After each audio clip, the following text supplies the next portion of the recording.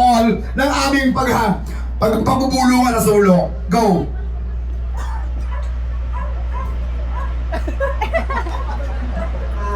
Maraming salamat po sa lahat ng dumating. Alam niyo ba yung feeling ng ano?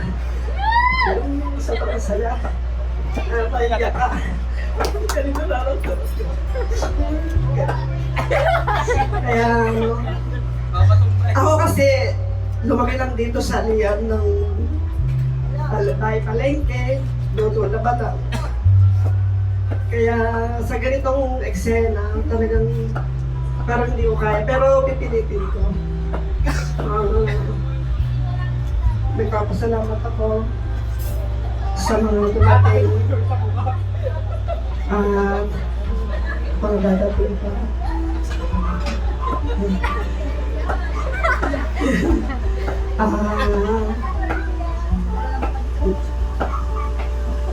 Nagagalang pa ako.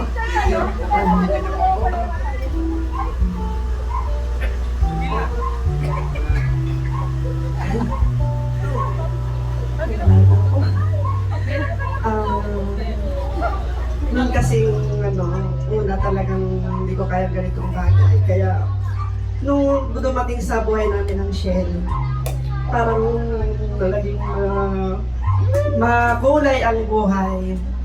At ganito rin sena, pinagsasalita kami isa-isa, nagpapakilala. Kaya ang ginawa ko nung time na yun, pinasa ko sa katabi ko. Ay akala ko na nakasot na ako.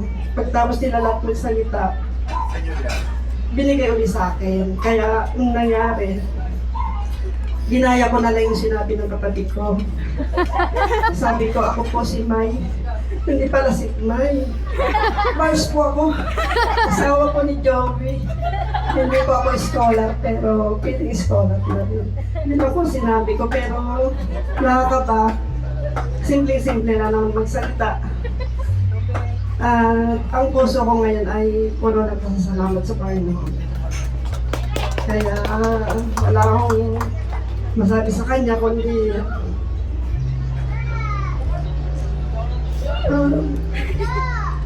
Panginoon, maraming salamat po sa araw nito dahil binigyan mo ako ng buhay. Ginawa ko ako ay bibili pang lakas para sa mga anak ko, mahal ko. Mahabang buhay para makita ko ang mga apo kong paglaki at magiging apo pa. Sana po katulad din ako nung nakilala ko sa Shell na kahit na 70 plus na sila, mga senior na malalakas pa rin at laging on the go sa pagdala. Sana ganun din po ako. At kahit na kung siniswerte pa, katulad ng nanay ko, na kahit 80 na, malakas pa ang kalinemorya. At yung kaya ko pang maglakad at kaya kong kumain mag-isa. Nagpapasalamat din po ako sa Panginoon sa binigay ng makakasama ko sa buhay. Na kahit na saksak, init ng ulo, ay bumawi naman siya sa pagiging responsable at mapagmahal na asawa at anak, magulang. Nagsikap siya ng gusto para maihahalon at mapag-aral ang mga anak ko. Yung pagmamahal, yung pasasalamat ko po ay nandito lang sa puso ko. Kahit hindi ko sinasabi. Lalong-lalo na nung pinalagaan ko nandito. Nandito lang siya sa tabi ko. Handang sumuporta kapag kinakailangan ko. At nagpapasalamat ang Panginoon sa 6 na anak na binigay mo sa akin.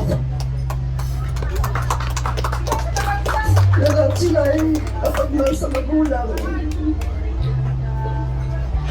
Noon, talagang mahirap ang buhay, kaya wala akong hiniling kundi makatapos sila sa pag-aaral. Hindi kami naganggat sa material na bagay.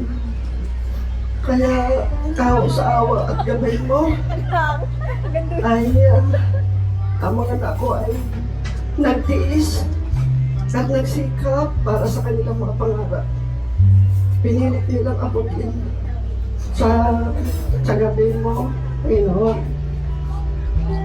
At kaya siguro ako, binigyan ako ng ligaling ganito. Maraming salamat po sa mga anak ko, Panginoon. Ang hinihiling ko lang sa iyo, Panginoon, ay huwag mawala yung kanilang pagmamahal at respeto sa isa't isa para kahit sila ay matatanda na, alam ko magiging maayos ang pagsasama nila. Nagpapasalamat din po ako, Panginoon, sa mga mahal kong kapatid na dumating at sa mga nagmamahal na mga pamangkin, sa mga mahal kong kumpare, mga pangalawang pamilya ko sa Shell. Maraming salamat po sa kanila. Nawa po ay bigay mo sa kanila yung gabay na sa kanilang pag-uwi ay maging ligtas sila, maka-uwi ng matiwasay sa kanilang mga sa buhay. Nagpapasalamat din po ako sa mga tumulong na nagsilbi, sa mga nagpakahirap na magluto para kami ay pagsaluhan. Maraming salamat po sa mga regalo nila na hindi ko malilimutan. Nagpapasalamat din po ako doon sa kasama ko sa bahay na dumating araw-araw. Nawa ibigyan din siya ng lakas ng Panginoon para makasama namin siya ng matagal sa buhay. At ako po ay nagpapasalamat din sa akin dahil saka nag-ayos ng mami. Maraming salamat po sa lahat. Napakabuti mo, Panginoon, kahit kami ay maraming pagkukulang. Salamat po.